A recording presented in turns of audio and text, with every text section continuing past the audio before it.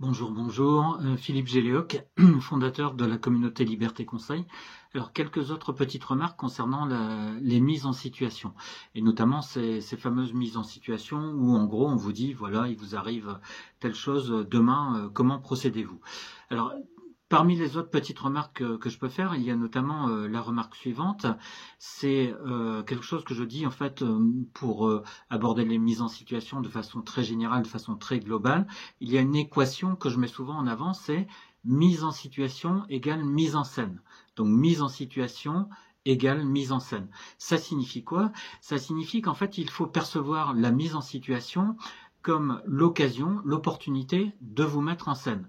Et n'allez surtout pas, comme un certain nombre de candidats, croire que qu'on essaye de vous piéger, qu'on essaye de quasiment de vous torturer en vous posant des questions pénibles, etc. C'est pas du tout de ça qu'il s'agit. En fait, l'idée dans laquelle sont les membres du jury, c'est tout simplement de vous placer dans une situation au sein de laquelle vous pouvez très bien vous retrouver demain. Vous voyez, et prenons un exemple classique. Alors parfois il y a l'exemple de la question, voilà, demain vous avez un collègue qui arrive, qui a consommé de l'alcool, par exemple enfin pendant le repas, il revient au travail. Comment réagissez-vous? Alors il y a un tout petit peu plus compliqué, c'est demain vous avez un collègue, une collègue qui revient de je dis un collègue, une collègue, parce qu'il n'est pas interdit dans les deux cas de consommer, si j'ose dire, trop d'alcool. Enfin, c'est pas exclusivement masculin. Donc, imaginons qu'il y a un collègue, une collègue, en tout cas un collaborateur, une collaboratrice, qui demain arrive au travail hein, et cette personne-là, en fait, rit plus fort que d'habitude. Et puis, à la limite, elle rit pas mal, alors que d'habitude, elle n'est pas si extravertie que cela. Et donc, elle rentre de son repas avec d'autres collègues et puis ça rit quand même assez fort. Et juste en passant à côté, il se trouve que vous croisez en fait le collaborateur, la collaboratrice, par exemple, à côté du photocopieur, vous vous rendez compte que ce collègue, cette collègue, sent l'alcool. Donc ça sent l'alcool. Vous voyez et du coup, la question qu'on vous pose, que vous posent les membres du jury, c'est qu'est-ce que vous faites? Comment procédez-vous? Est-ce que vous réagissez d'une certaine façon ou pas? Alors, là, c'est un peu une question piège parce que euh, on dit bien que ça sent l'alcool. On n'a pas dit que le collaborateur a consommé de l'alcool. Donc, je ne rentre pas plus dans les détails de ce qu'il faut mettre en avant. Mais retenez bien cette idée-là qu'on ne vous a pas dit le collaborateur a consommé de l'alcool. On vous a dit que ça sent l'alcool. Donc, c'est important aussi de montrer votre capacité à bien saisir comment les questions sont posées. Et du coup, quels sont aussi les éléments de contexte qui font que soit il faut donner suite très rapidement, soit il faut prendre un peu le temps de la réflexion. Vous voyez? Donc, mise en situation égale mise en scène, ça veut dire que ça peut être l'occasion notamment de montrer votre capacité de recul. Vous voyez? Par exemple, si on vous dit justement ça sent l'alcool, ça ne veut pas dire le collaborateur ou la collaboratrice a bu de l'alcool. Encore une fois, ça sent de l'alcool. Et là, c'est pas la peine de réfléchir très longtemps pour se dire qu'il peut s'être passé toutes sortes de choses. Il peut se faire que quelqu'un ait renversé en fait un verre d'alcool pour partie sur le pantalon du collaborateur, de la collaboratrice pendant le repas. Ça peut être une des pistes. Il y a aussi le fait que, c'est un point qu'on évoque parfois, le fait que certains médicaments en fait sentent l'alcool. Donc vous n'allez pas tomber, comme on dit, sur le paletot du collaborateur, de la collaboratrice, si jamais il ou elle n'a pas bu d'alcool et que c'est simplement, enfin ça sent l'alcool simplement parce que le collaborateur, la collaboratrice prend certains médicaments qui sentent l'alcool, par exemple l'anis ou quelque chose de cet ordre-là. Donc, vous voyez, mise en situation égale mise en scène. La mise en situation, c'est l'occasion de vous mettre en avant d'une certaine façon, notamment comme quelqu'un, par exemple, qui a une capacité de recul. Et puis quelqu'un aussi, c'est un point important, qui fonctionne par degrés. Vous voyez, n'allez pas tout de suite dire, voilà, je balance une bombe, c'est-à-dire, je vais en fait sanctionner le collaborateur tout de suite. Vous voyez, non, attendez, vous n'allez pas sanctionner tout de suite quelqu'un parce que ça sent l'alcool. Vous savez même pas si la personne a réellement consommé ou pas de l'alcool. C'est bien d'avoir en tête le fait que c'est pas ce qu'il y a de plus normal de consommer de l'alcool dans un service public, mais en l'occurrence, on ne le sait pas. On ne sait pas si la personne a ou pas consommé de l'alcool. On a simplement certains indices comme ça sent l'alcool, la personne rit plus que d'habitude, etc. Mais c'est autant d'indices qui sont peut-être importants, mais qui ne sont pas suffisants pour dire que le collaborateur a consommé de l'alcool.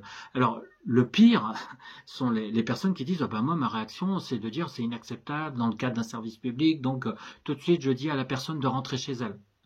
Alors là, c'est vraiment vous montrer en direct, vous voyez, votre incapacité à réfléchir. Et je vous assure que ça arrive à certains candidats que je vois parfois directement dans le cadre d'oraux blancs. Vous voyez, il y a certains qui montrent en direct leur incapacité à prendre du recul. Parce que si vous invitez quelqu'un qui a peut-être bu de l'alcool à rentrer directement chez lui, ça veut dire quoi? Ça veut dire, par exemple, prendre sa voiture et puis risquer de provoquer un accident dès le premier virage venu. Vous voyez? Donc la réaction des membres du jury, et c'est un classique, c'est de dire mais ah bon, vous demandez aux collègues, aux collaborateurs de rentrer chez lui, mais si du coup le collègue prend sa voiture et par exemple rentre dans le premier arrêt de bus en écrasant des enfants, qui c'est qui portera la responsabilité? C'est vous. Et en fait, quand on vous pose cette question-là, bon, déjà, on n'est pas réellement dans la situation. Hein, vous voyez, tout ça, c'est de l'histoire fictive. Vous voyez, mais en fait, on joue aussi le côté mise en scène, en fait, pour vous mettre une certaine pression, pour voir justement comment vous réagissez. C'est un peu comme le classique. Voilà, il y a une alerte à la bombe dans le lycée où vous êtes, et par exemple, donc c'est un lycée, donc le proviseur, par exemple, n'est pas là, et puis vous êtes gestionnaire. Comment vous réagissez? Et puis attention. J'ai des collègues, par exemple, qui entre guillemets s'amusent à ça pour mettre un peu la pression, simplement pour voir comment le candidat réagit. C'est pas par sadisme, mais c'est simplement pour comment dire, vraiment tester en direct le candidat. Donc ils vont dire, par exemple, mais écoutez, c'est vraiment une alerte à la bombe là, tic tac, tic tac, tic tac. Vous voyez, ça va pas tarder à sauter. Comment vous réagissez, quoi? Et donc l'idée c'est quoi? Eh bien, c'est de voir justement comment vous procédez dans ce cas de figure. Est-ce que vous êtes complètement à côté de la plaque et puis vous dites bah voilà, s'il y a une alerte à la bombe, eh bien je vais provoquer une réunion, je vais mettre en place un comité de pilotage. Bref, vous allez passer 15 jours à mettre en place des comités techniques et comités de pilotage et toutes sortes de réunions qui sont encore une fois complètement à côté de la plaque parce que là réellement il y a urgence, vous voyez.